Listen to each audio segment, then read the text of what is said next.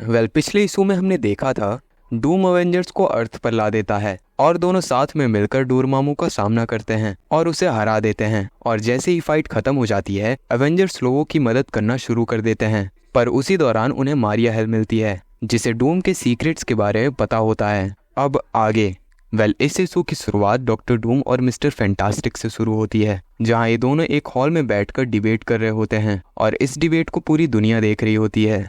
Doctor Doom कहता है, इस चर्चा की शर्तों पर क्या डूम और रीड रिचर्ड्स नए फैसले पर सहमत हो गए हैं? चलिए अब शुरू करते हैं। रीड रिचर्ड्स कहता है, मैं इसका सपना भी नहीं देखूंगा सम्राट। ऐसे करियर्स का कोई मतलब नहीं है अगर इसका कोई वजन ना हो। हम अपनी दुनिया में बदलाव के लिए कैसे बहस कर सकते हैं पुराने दोस्त, जब हमारी दुनिया बदलेगी ही नहीं जब तक कि वो ना हो। तुम डरते हो कि तुम हार जाओगे। डॉक्टर डूम कहता है, देखो नागरिकों, मिस्टर फैंटास्टिक की एक छोटी हेरफेर देखो कि रीड कितनी ट्रांसपेरेंटली से वो सब कुछ पाने की कोशिश कर रहा है जो वो चाहता है। और देखो डूम कैसे निडर है। उसका डर नहीं है जो पहले से ही मेरा है। मैं केवल वही चाहता हूँ जो मेरी दुनिया के लिए सबसे अच्छा हो। और अगर रीड कहता है वो सबसे अच्छा है तो ऐसा ही हो। अगर तुम इस डिबेट को जीत जाते हो पुराने दोस्त तो डूम नीचे उतर जाएगा। अब हम आगे बढ़ते हैं। चलो तुम और मैं दुनिया का भविष्य तय करते हैं। पूरे ग्रह के सामने रीड और डूम डिबेट करते हैं। दोनों आदमी दिमाग पर हावी होते हैं, लेकिन डूम इमोशन और मेंटल एबिलिटी दोनों का इस्तेमाल कर सकता है जिस तक रीड की इतनी आसान पहुंच नहीं है। रीड और डूम दोनों दिमाग जीत सकते हैं, लेकिन केवल डूम दिलों को जीत सकता है। जिसके बाद रीड मारिया हेल की बातों का फायदा उठाता है और वो मारिया हेल की बातों को डूम के सामने रखता है। रीड कहता है, मेरे पास ठोस सबूत हैं विक्टर। बॉल्ड हेल्ड की घटनाएं वो वही घटनाएं हैं जो आपको सॉर्सरर सुप्रीम और सम्राट बनने तक ले गई। इन घटनाओं को रोका जा सकता था। आपको पता था क्या होने वाला है, आपको पता था कितने लोग मरेंगे, और विक्टर आपने इसे होने दिया। रीड अपनी बात डूम के सामने रखता है। रीड जानता है कि उसकी बात असरदार है, ये उसकी जीत होनी चाहिए, लेकिन कुछ गलत है। हालांकि रीड इसे साबित नहीं कर सकता। उसे साफ साफ और डरावना एहसास है कि डूम अपने मास्क के नीचे मुस्कुरा रहा है। जिसके बाद डूम कहता है, 7 दिसंबर 1941 को पैक्स विक्टोरिया से कई साल पहले जापान ने अमेरिका पर पर्ल हार्बर में हमला किया और इंग्लैंड के नेता चर्चिल, जिसे अक्सर ब्रिटेन का महान प्रधानमंत्री और सबसे महान ब्रिटेन निवासी माना जाता है, वो जानते थे ये हमला होने वाला है। चर्चिल के सामने एक विकल्प था, अमेरिका को चेतावनी देकर हमले को रोकना, जिससे युद्ध अनिश्चित काल तक खींचा जाता। ये घटना को वैसे ही होने देना ताकि अमेरिका युद्ध में उतर आए और हिटलर का पतन जल्दी हो सके। उसका ये फैसला बहुत लोगों के लिए देर से आया जो पहले ही नाज़िम के नरसंहार में मर चुके थे, लेकिन इसका रिजल्ट ये हुआ कि और भी लोग बड़ी संख्या में जिंदा बच सके, जिसमें से मेरा परिवार भी शामिल था। ये एक नामुमकिन फैसला था, लेकिन चर्चिल इससे डरा नहीं। उसने फैसला किया और उस पर कायम रहा। रीड कहता है, नहीं, ऐसा कभी साबित नहीं हुआ। दशकों बाद भी ऐसा कोई सबूत नहीं है कि मित्र देशों ने ऐसा किया था। डूम रीड की बातों का जवाब देता है। डूम कहता है, और न ही सबूत साझा किए गए बल्कि अधिकतर सबूत नष्ट कर दिए गए। लेकिन डूम अपने अतीत को नष्ट नहीं करता और न ही वो उसके परिणामों से भागता है। डूम तुम्हारे सामने खड़ा है बिना किसी शर्म के उस नामुमकिन फैसले के लिए जो उसने तुम्हारे भले के लिए किया। यही नेता करते हैं और यही है जिसने हम सबको बचाया है। रीड रिचर्ड्स 2 बातें जानता था। पहली ये कि डूम जो कह रहा है वो इमोशनल अपील है जिसे साबित नहीं किया जा सकता और जिसमें फैक्ट और भावनाएं जुड़ी हुई हैं। और दूसरी बात वो जानता है वो ये है कि वो हार रहा है और वहीं अवेंजर्स मारिया हेल के साथ लातवेरिया के शील्ड को तोड़ रहे होते हैं और वो लोग इस चीज में कामयाब हो जाते हैं। और उस डिबेट में रीड फिर कहता है, तुम अभी भी वही बात दोहरा रहे हो कि डूम इस दुनिया को ठीक कर सकता है, लेकिन अब तक तुमने कोई सबूत नहीं दिया। डूम जवाब देता है, कौन सा सबूत है तुम्हारे पास जो साबित कर सके तुमसे पहले सदियों तक मानवता ने मिलकर काम किया? डूम कहता है, टोनी स्टार्क का आर्क रिएक्टर तकनीक दुनिया को ऊर्जा दे सकती थी, लेकिन उसने इसे हथियारों में बंद कर दिया, खुद को ताकतवर बना लिया और ये प्रूफ कर दिया कि वही इसका इस्तेमाल करेगा। ब्लैक पैंथर अपने देश का अद्भुत गिफ्ट छुपा कर रखता है। स्टॉर्म सूखा, बाढ़, गर्मी की लहरों को काबू कर सकती है, लेकिन उसने ऐसा नहीं किया। हैंक पिम हफ्ते में ही भुखमरी को खत्म कर सकता था। तुम्हारे एवेंजर्स सभी से ऊपर निजी स्पेस स्टेशन में रहते हैं, जबकि बाकी लोग रेंगते और भीख मांगते हैं। तुम्हारे म्यूटेंट साथियों ने मौत का इलाज खोजा, लेकिन कभी भी उसे साझा नहीं किया।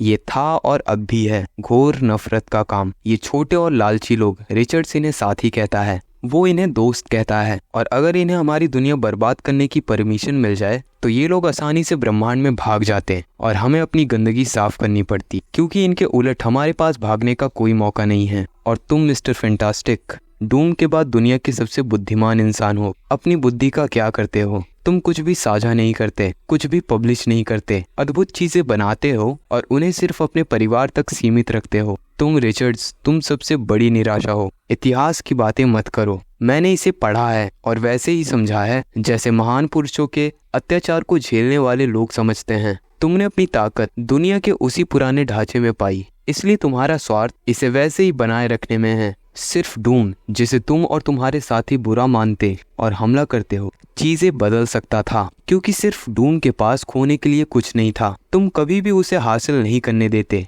तुम्हारा लालच और तुम्हारा घमंड यह विश्वास दिलाता है कि सिर्फ डूम ही दुनिया को बचा सकता है। तुमने वही चीज बनाई जो अंत में तुम्हें हरा सकती है। और इधर ब्लैक विडो, वांडा और इनविजिबल वुमेन लातवेरिया के अंदर आ जाते हैं। ब्लैक विडो कहती है, हम इनविजिबल और अनसुने हैं और डूम के किसी भी जादुई निगरानी से छुपे हुए। वांडा कहती है, मुझे नहीं पता कि ये सिर्फ इसलिए है क्योंकि हम लातवेरिया में हैं या नहीं, लेकिन मुझे लग रहा है कुछ गड़बड़ है। इनविजिबल वुमेन कहती है, मुझे भी ऐसा लग रहा है। ब्लैक विडो कहती है, वो कपल तीसरी बार उसी रास्ते पर चल रहे हैं, वो गोल गोल घूम रहे हैं। वांडा कहती है, ये जादू जैसा नहीं दिखता, जिसके बाद सूजन स्ट्रॉम अपनी पावर का इस्तेमाल करती है और कहती है, मेरे को लगता है ये हार्ड लाइट है, जिसपे मैं अगर एम्बिट लाइट भेजती हूँ तो ये इसे रद्द करना चाहिए, पर ये वैसा नहीं हो रहा। जिसके बाद वांडा अपनी पावर से लातवेरिया के सच्चाई को देखती है। ये इमारत इसके सेंटर में लगती है। क्या तुम इसे महसूस कर सकती हो उन कॉन्वर्जिंग मंत्रों से? ये डॉक्टर डूम द्वारा डाले गए सॉर्सरर सुप्रीम का जादू, ये अब तक का सबसे शक्तिशाली जादू है, लेकिन कोई मुझसे लड़ नहीं रहा है।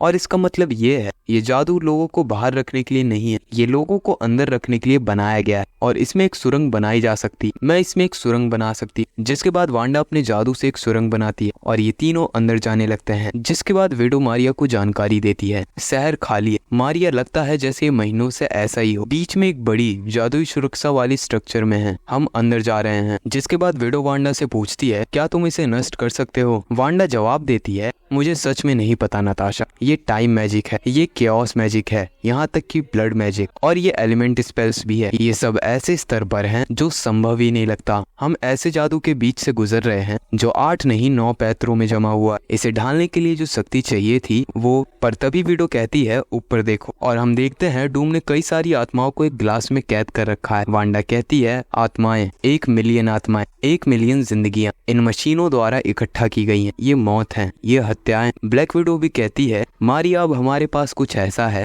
जिससे हम डूम के खिलाफ जा सकते हैं। रीड के आने तक रुको और उसे बताओ कि हम विजुअल भेज रहे हैं। इधर डूम डिबेट में कह रहा होता है, बेशक डूम को अपने अपोनेंट का रिकॉर्ड फिर से पेश करने की जरूरत नहीं है, मुझे सिर्फ इतना ही कहना है। पर बीच में ही रीड डूम को रोकता है और उस विजुअल को डूम और पूरी दुनिया के सामने शो कर देता है और कहता है, ये लातवेरिया के अंदर का पहला फुटेज है जिसे किसी ने महीनों में देखा है। अब हमें पता है विक्टर ने इसे बंद क्यों किया, वो सिर्फ अपने अपराधों को छिपाना चाहता है। डूम कहता है, तुम्हारी हिम्मत कैसी हुई? रीड कहता है, हाँ विक्टर, ये लोग दुख झेल रहे हैं। डूम रीड से होलोग्राम प्रोजेक्टर छीनने की कोशिश करता है, पर रीड वो होलोग्राम प्रोजेक्टर नहीं देता। जिसके बाद डूम अपनी बातों को बदलते हुए कहता है, जान लो डूम के नागरिकों, ये वॉलंटियर्स हैं, सच्चे वफादार, जो बाकी सभी के लिए खुद को बलिदान करने के लिए तैयार हुए। ये हीरो हैं, वो पुरुष और महिलाएं। रीड कहता है, हम बच्चों को भी देख रहे हैं, तुम अपने हर नागरिक से उनकी जीवन शक्ति और उनका भविष्य छीन रहे हो और उसे खुद को दे रहे हो। इसी तरह तुम्हारा जादू इतना शक्तिशाली बना, इन्हीं से तुमने हर जादू को शक्ति दी।